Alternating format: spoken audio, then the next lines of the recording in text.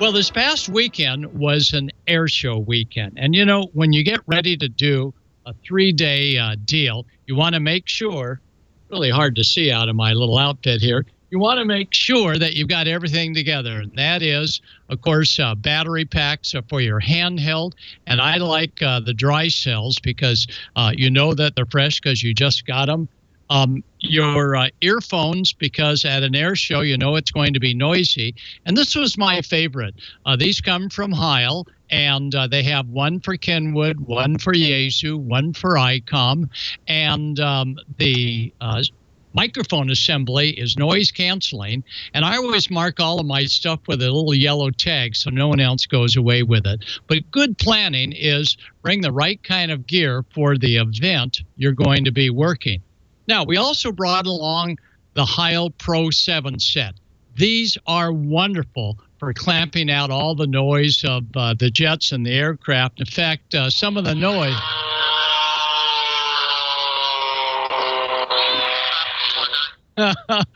you can imagine some of the noise. The good side is when you have these tied into a HF, VHF, UHF radio that lets you listen to your own audio coming back. However, if you plug them into a transceiver that is just a normal ham mobile type transceiver, you're not going to be able to hear your voice.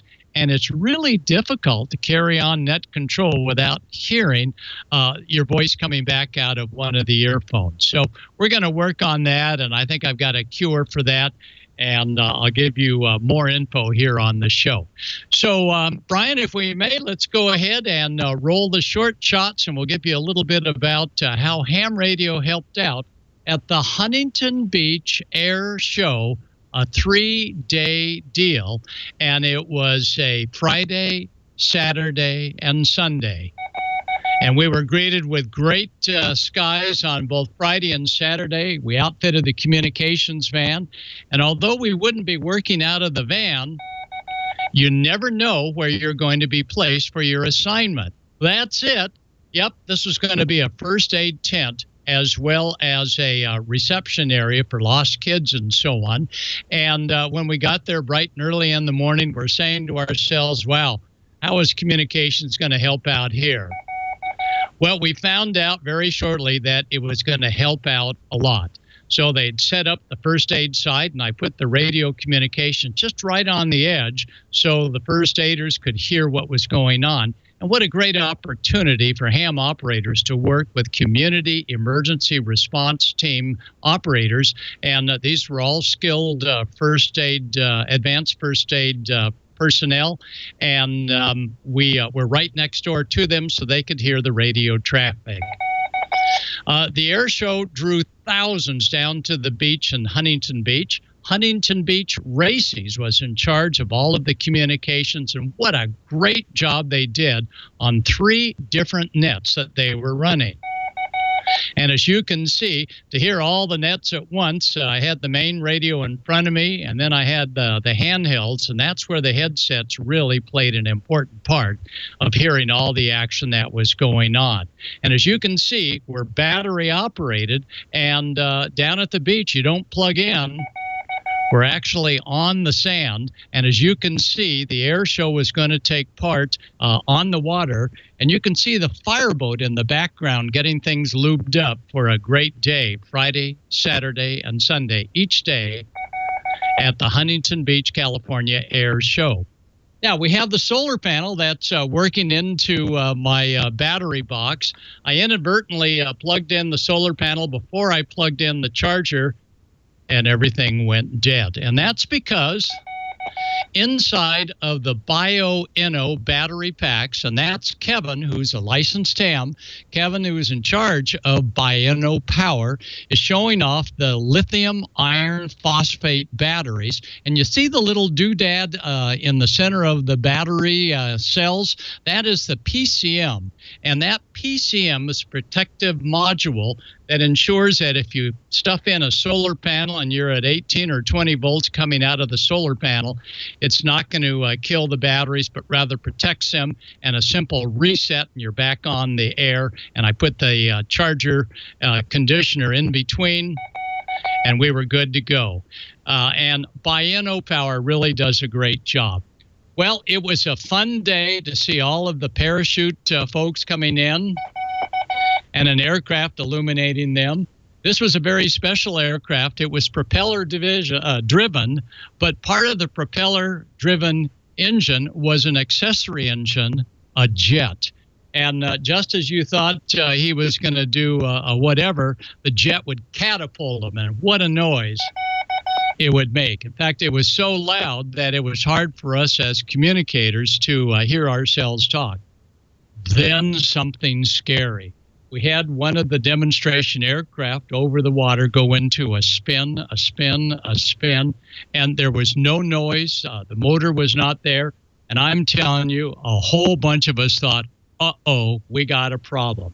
At the last minute, that aircraft, whoa, Lucas on the wings, pulled up and scared the bejesus out of everybody on the beach. The lifeguards were all set to jump in the water. But it was on purpose, part of the air show, and it was a sight to be seen, to see the skill of these pilots that were going on. And we had hams helping with the announcement. Rob Ryder, W8 Golf Fox, even said, congratulations to the volunteer ham operators keeping everything rolling on this show. Dan Rozek, W2CQX, was also there in the Air Boss room. And Patrick Williams, KF6PFW, was our ham radio contact. And we all reported to Huntington Beach Races. Of course, the Coast Guard did their demos, pushing someone out of, well, not pushing them out, but letting them free fall into the water. We had a low pass of FedEx as a demonstration of a huge aircraft just several hundred feet above the water. The course was well patrolled. And then followed that, we had military propeller-driven aircraft. And I tell you, they weren't as noisy as the jets, but communications nonetheless were going on between the Air Boss and all. And ham radio played a very important part in making sure that spectators were in their area and that no vessels strayed into the area where the acrobatics took place.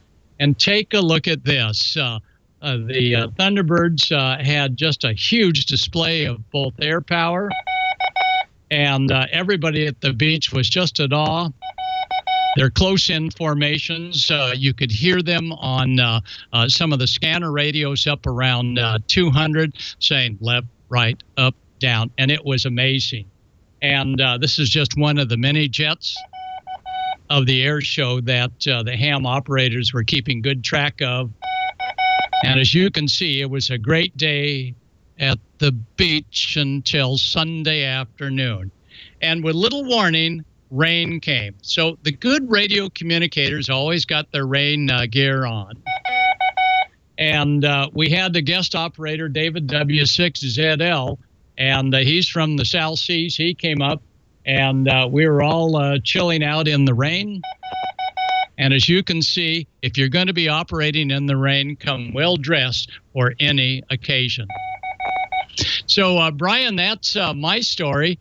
And for all of you, if you have an opportunity to work an air show, there's always great things that come out of it, beside the safety that we're able to provide to the public and working with either a Races or an Aries organization. This one was Huntington Beach Races that did a spectacular job with probably 50 or 60 ham radio operators on 3 channels, all staying in touch and watching out for the public.